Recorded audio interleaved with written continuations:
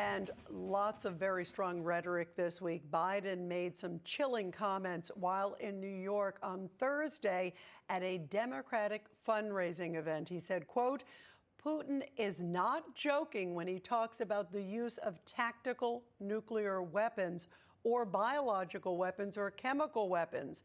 We have not faced the prospect of Armageddon since Kennedy and the Cuban Missile Crisis. For more on this, we are joined now by retired Brigadier Air Force General Blaine Holt. There he is, also a Newsmax contributor, and also by another one of my favorites, by retired Army Lieutenant Colonel Tony Shaffer. He is also a former national security advisor for President Trump. So glad to have both of you guys here.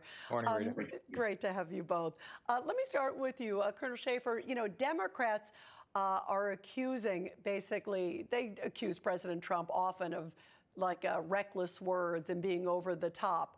What do you make, though, of these comments from President Biden? There are some people who said there have been no changes with the threat level. But then what's interesting, in the last few hours, we're also hearing reports that the U.S. government has spent all this money on anti-radiation pills. That's kind of a scary development. Put this all together. Explain this, Colonel. So during the Cold War and even during the 60s, during the Cuban Missile Crisis, there was something called brinksmanship, which was the method used to manage the nuclear threats. Joe Biden apparently has no understanding of brinksmanship because what he said in this very bellicose language was not helpful. And the other thing, Rita, during the Cold War, the Cuban Missile Crisis, the 1980s, there was always a negotiation or an open door, a communication going on to give the Russians, the Soviets or the Russians in this case, an off-ramp. They're not doing that here. They're not trying to give Putin options other than we're going to ratchet up our threat level and we're going to give our people tablets to deal with radiation. It's sending the wrong signals. I am not a dove, but I'm one to tell you it is not in our interest to prompt any sort of nuclear exchange, especially one where Putin just pops off a couple of things and we have no clear policy or ability to respond. It's a very dangerous time right now. Yeah, I agree. It's really concerning. And, you know, General Holt, it's also odd the way that President Biden has handled this because he makes the statement. What I found was so odd, he makes it at a Democratic fundraiser of all places, something as serious as this, which both of you understand so well. And then the next day, the media goes over to him and take a listen because he couldn't even respond to reporters on such a serious question. Listen to the way he reacted.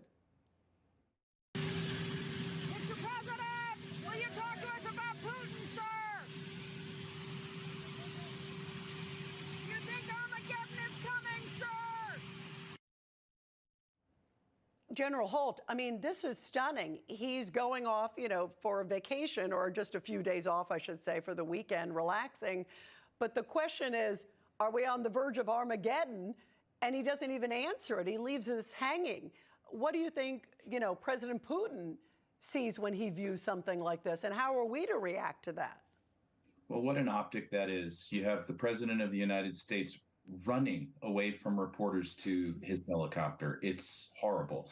And he's fundraising on the bellicose language that Tony's talking about, and I agree with him completely here. But this is, why would we fundraise on something that originates out of this administration's weakness with China in Alaska and going on to the biggest disaster in Kabul, and then not deterring this war that we see in Europe? He's trying to fundraise on something that his administration has set up. And moreover, what I'm very concerned with, and I know Tony is too, is we're normalizing nuclear war speak. And that's not good in and of itself. You've got New York that's saying, oh, here's the 3 steps you can do to protect yourself in a nuclear attack, which is not true. Or, hey, we just bought more radiation tablets. You know what? We buy that stuff all the time. So we're now putting it into the press as a very, very large story. And I don't think that it helps anywhere near to start to de-escalate this talk of the worst weapons ever devised on the planet. 1000%, you're right. And the normalization of it is actually really, really frightening too, General. Colonel Shaffer, we're following another story that's just coming out that Ukraine is essentially reporting that Russia is using so-called kamikaze drones that have been supplied by Iran. Have you heard anything about this, and how is this sort of elevating things just on the battle line? So kamikaze drones are not new. ISIS was using them against our forces in Iraq. As a matter of fact, as you and I have spoken about, I produced a series called Chain of Command for Nat Geo, where we actually covered some of this back during that war. And remember, technology is ambivalent to the user. Anybody who can figure out how to use it is going to use it. So there's no doubt. And I think some of the technology we introduced to the battlefield, and I appreciate the way Blaine framed this. We're actually introducing phraseology and concepts to the battlefield now that are changing how we look at warfare. And I think in this case, you're talking about technology which is available to anybody who can figure it out. They're going to start using this stuff against us. This is not just against the Ukrainians. Remember, they're going to be focusing on us down the road. So it's something to pay attention to. Yeah, absolutely. Boy, so much to take in, guys, on what's going on there on the battlefield, and then the war of words, too, as well. Both of you, thank you. Two of the best in the business from a military perspective. Great to have you here. Great to be with you. Thank you. Thank you, guys. And everybody, believe it or not, we are on day 227 of the Russia-Ukraine war. This as a truck bomb caused a fire today, collapsing a section of a bridge linking Russia-annexed Crimea with Russia, damaging a key supply route in the war. And there are also reports, as we just talked about, these kamikaze drones that Tony was talking about. Joining us now from Lviv, Ukraine, is our correspondent, Shelby Wilder. Shelby, what is the latest from there? Hi, Rita. Good morning. Well, it's great to be with you. Look, the breaking news from Ukraine is that around roughly 6 a.m. local time, there was an explosion on Crimea's Kerch Bridge. This bridge is an important logistical supply route for Russian forces. Now, the explosion crippled the bridge, causing it to partly collapse.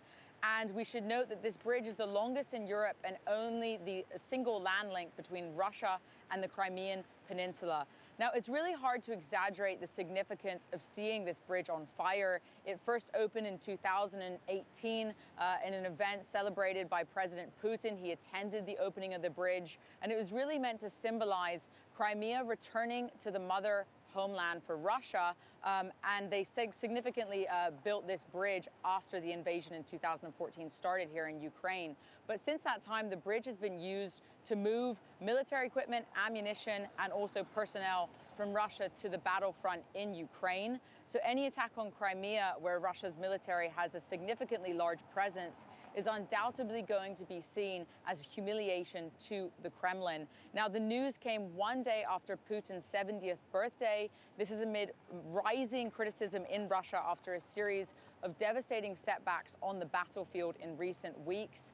And for Ukrainians, this bridge was really seen as a hated symbol because it signified Russian occupation. And that's why Ukraine's military said that it was a target they were looking to hit as they vowed to retake the Crimean Peninsula. Now, social media in Ukraine erupted today as this news broke. The Ukrainian Postal Service has even issued a stamp to commemorate the event. And an advisor for President Zelensky said that, quote, "The Crimean Bridge is only the beginning," end quote. And cutting over to other strategic targets for Ukrainians in Crimea, as you mentioned, are these launch pads for Iranian-supplied drones, which Russian forces have been using here in Ukraine in the last few weeks. And we've really seen them causing significant damage to infrastructure. But just cutting back to that sort of breaking news, today Ukrainians were really relishing in this news of the destruction of this bridge in Crimea because of Ukraine's military. That is a huge achievement. And those images that you just showed us, Shelby, it is amazing to see just the effects of that truck bomb. We're taking a look at it again here. This is huge news, and the fact they're even creating a stamp, it's emboldening, of course, the Ukrainians. and certainly putting a big dent in Putin's war. Shelby, thank you very, very much. No crooked establishment. None of that twisting the truth. No talking down to me. Don't tell me how to think. Don't tell me how to think. Don't tell me how to think. I trust Newsmax. Newsmax. They don't tell me how to think. They let Let me decide. Newsmax. real news For real people.